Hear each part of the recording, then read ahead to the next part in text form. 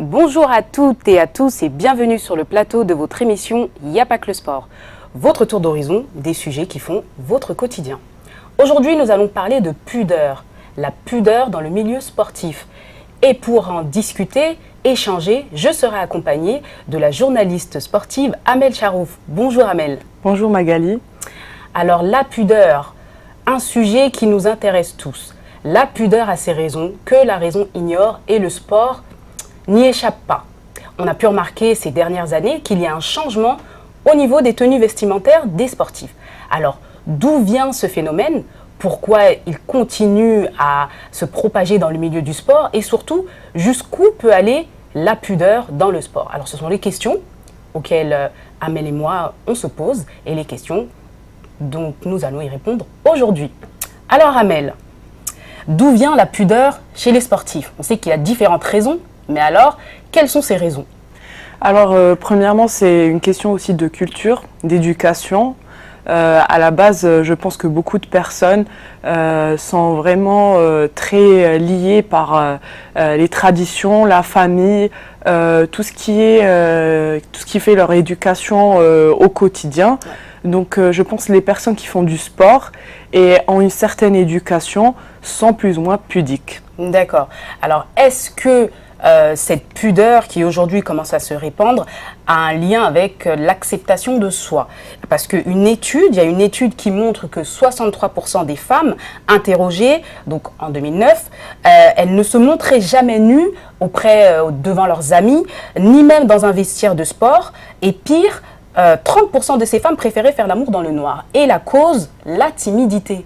Oui, tout à fait, parce que c'est une question, encore une fois, d'éducation. Quand on est tout petit, les premières choses qu'on apprend, c'est de rester pudique, de se couvrir, de faire attention.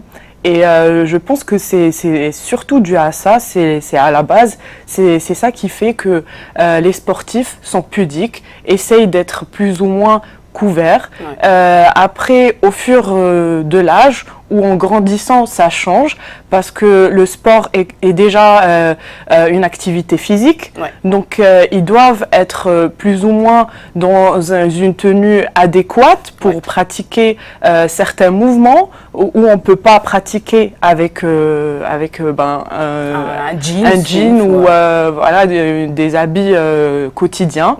Ouais. Il faut savoir aussi, on peut revenir un peu dans l'histoire et voir que dans les années 20, dans les années 30, les sportifs s'habillaient comme tous les jours. Et c'était pas du tout pratique. C'est de là où échanger justement, où tout ce qui est vêtements sportifs s'est amélioré.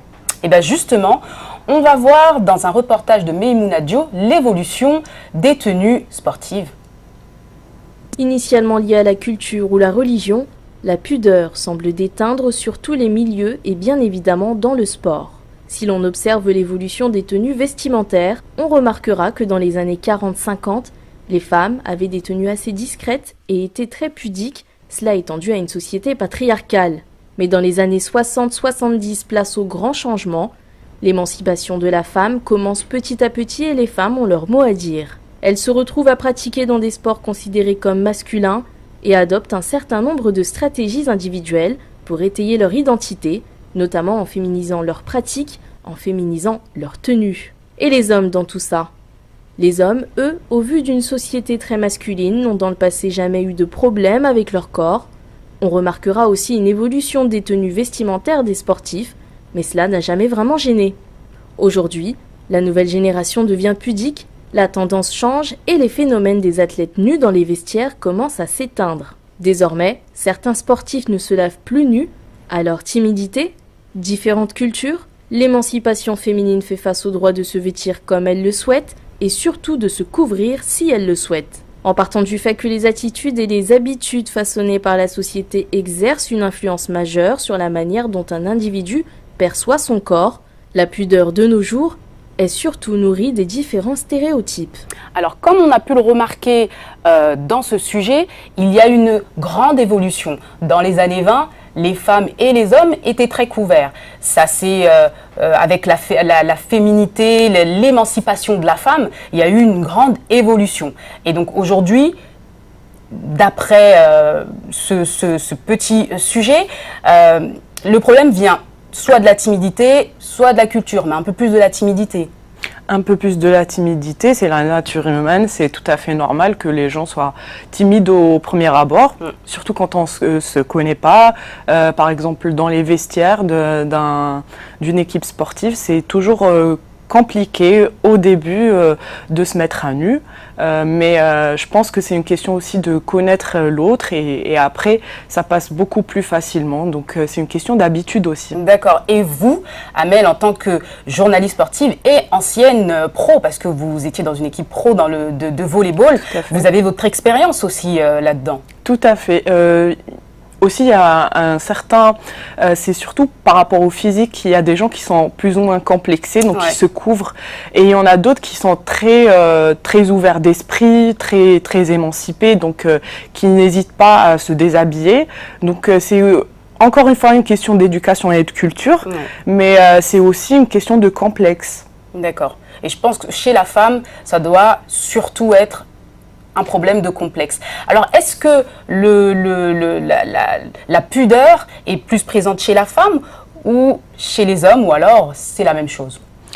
Un peu plus chez les femmes. On voit qu'il y a beaucoup de personnes, de femmes pudiques, contrairement aux hommes, où bien sûr c'est encore une fois une question de morphologie, de physiologie. La femme, le corps féminin n'est pas le même que le corps masculin, donc c'est tout à fait normal que la femme soit un peu plus pudique que l'homme.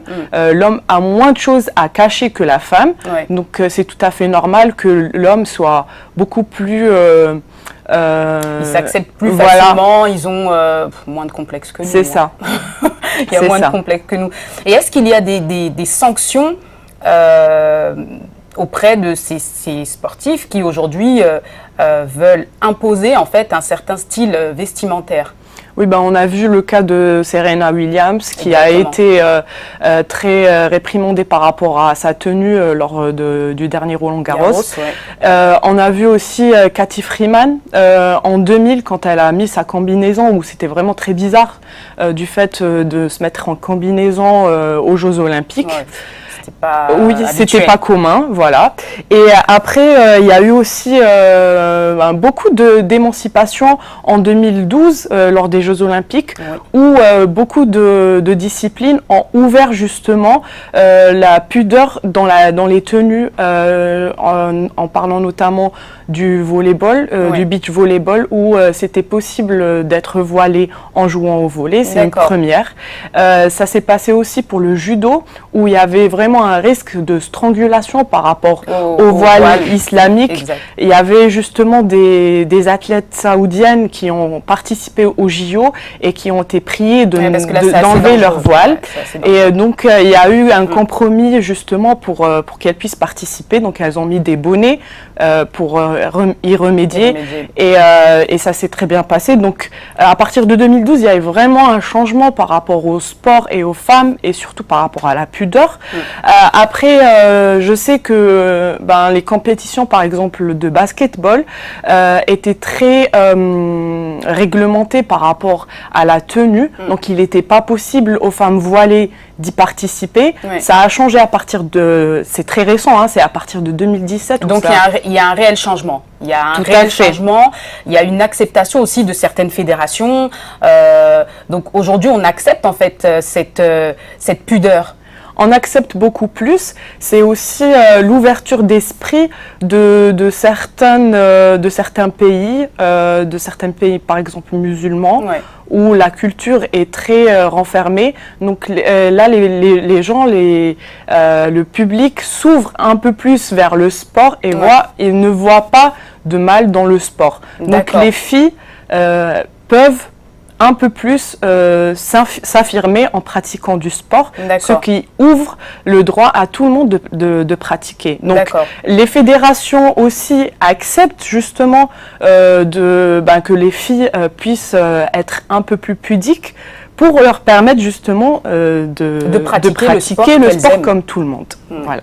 Donc en fait, la pudeur, hein, c'est aussi, et en grande partie, il y a la timidité, mais il y a aussi la partie culturelle, une société patriarcale, très patriarcale, et la religion qui impacte aussi sur ça. Oui, tout à fait. En Afrique, par exemple, la culture est très...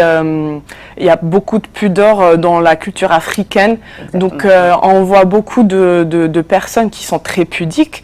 C'est dû à leur éducation depuis le plus jeune âge. Il y a un respect de son corps, il y a un respect Il y a un respect de son corps, de l'autre, du regard des gens.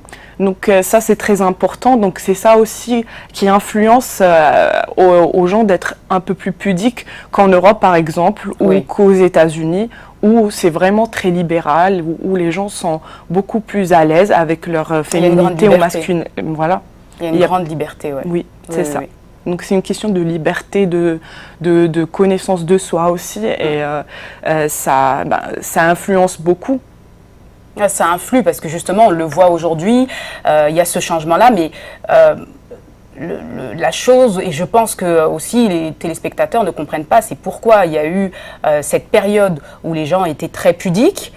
Il y a eu toute cette période, ces dernières années, 20-40 années qui viennent de passer, où justement tout le monde a été dans l'émancipation, on a le droit de se montrer, de montrer son corps. Et puis là, ces dernières années, et depuis 4-5 ans, voire un petit peu plus, on est dans une phase où on recommence, on reprend en fait ces habitudes du passé à se recouvrir. C'est assez étonnant.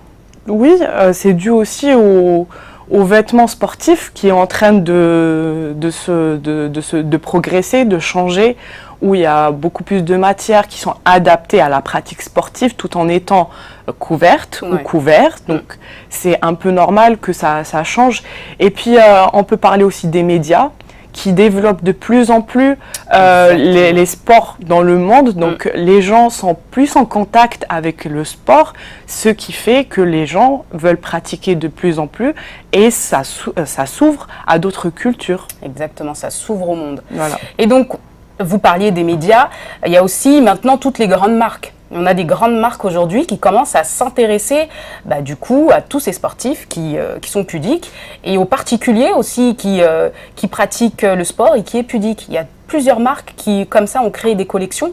Alors, marketing forcément. Marketing, tout à fait, parce qu'il y a plus de personnes qui sont amenées à pratiquer le sport tout en étant couverts ou en pratiquant sa religion. Donc c'est tout à fait normal que les marques essayent d'attirer ce genre de clients pour avoir plus de personnes qui sont adeptes de leur marque. Notamment en parlant de marque, on peut parler d'une grande marque sportive américaine qui s'est spécialisée ou qui a mis en place une collection spécialisée aux femmes voilées.